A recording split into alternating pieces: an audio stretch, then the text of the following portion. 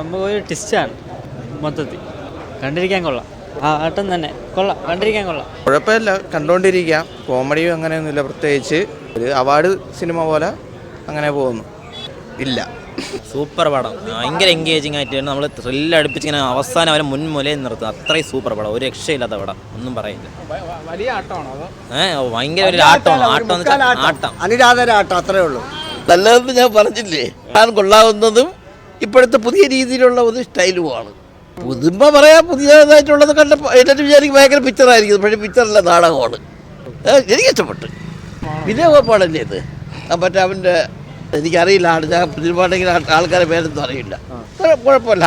അവൻ്റെ അപ്പോഴത്തെ മിക്കവാറുള്ള കണ്ടിട്ടുണ്ടെങ്കിലും പിന്നെ കൊള്ളാം, കുഴപ്പമില്ലാത്ത രീതിയിലുള്ളത്. അതാണ് എനിക്ക് മനസ്സിലാവുള്ളത്. ആട്ടം എന്താണെന്നുള്ളതാണ് എനിക്ക് അറിഞ്ഞുകൂടാത്തത്. അതെന്താണെന്നുള്ളത് എനിക്ക് മനസ്സിലാവും. കാണുന്ന വ്യക്തി എനിക്ക് എന്തായാലും ഒരു ആട്ടം മനസ്സിലായില്ല. സിനിമ കൊള്ളാം, പുതിയൊരു അറ്റംപ്റ്റാണ് കണ്ടത്. CBI അന്വേഷണം പോലെ നടത്തേണ്ട ഒരു കേസാക്കാതെ നല്ല രീതിയിൽ അത് കൊണ്ടുപോയി. ലാസ്റ്റ് വരെയും നല്ല ഒരു ടൈമിംഗ് ആയിരുന്നു. ഇഷ്ടപ്പെട്ടു, കൊള്ളാം.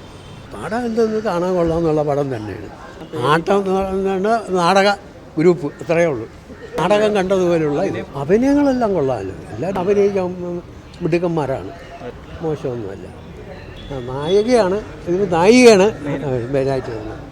നായിക നന്നായിട്ട് അഭിനയിച്ചിരുന്നു. പുതുമുഖങ്ങളിൽ സോഷ്യൽ മെസ്സേജ് സംശയം, അതാണ് ഇതിൻ്റെ അടിസ്ഥാനം. സംശയത്തിന് വേണ്ടി പിന്നെയും കള്ളം പറയുകയാണ്.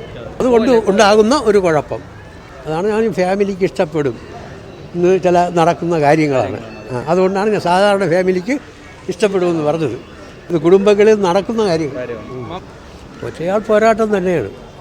FFKയിൽ സത്യം പറഞ്ഞാൽ സിനിമയ്ക്ക് ഒരു മെസ്സേജ് ഉണ്ട്. ഞാൻ ഒരു ഡോക്യുമെൻ്ററി ടൈപ്പാണ് ഈ സിനിമ. ഒരു കുഞ്ഞ് ഷോർട്ട് ഫിലിമിനൊക്കെയുള്ള വകുപ്പേ ഉണ്ടായിരുന്നുള്ളൂ.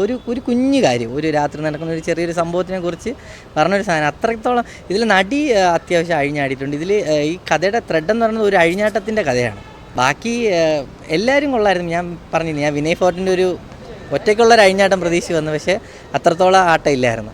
എന്നാലും സിനിമ കൊള്ളാം, എനിക്കിഷ്ടപ്പെട്ടു. ഇത് ഞാൻ ഈ നമ്മുടെ സാധാരണ ഈ ഫിലിം ഫെസ്റ്റിവലിന് വന്ന ആൾക്കാർ ഏറ്റെടുക്കുന്ന പോലെ അത് ഫിലിമിനെ കുറിച്ച് അറിയാവുന്ന ആൾക്കാരാണ്. അവർ നോർമൽ ഓഡിയൻസാണ് നമുക്ക് തിയേറ്ററിൽ വരുന്നത്. അപ്പോൾ അവർക്കൊരു ലാഗ് എഴച്ചിലുള്ള ഒരു സിനിമയായിട്ട് തോന്നും, അത്രയേ ഉള്ളൂ.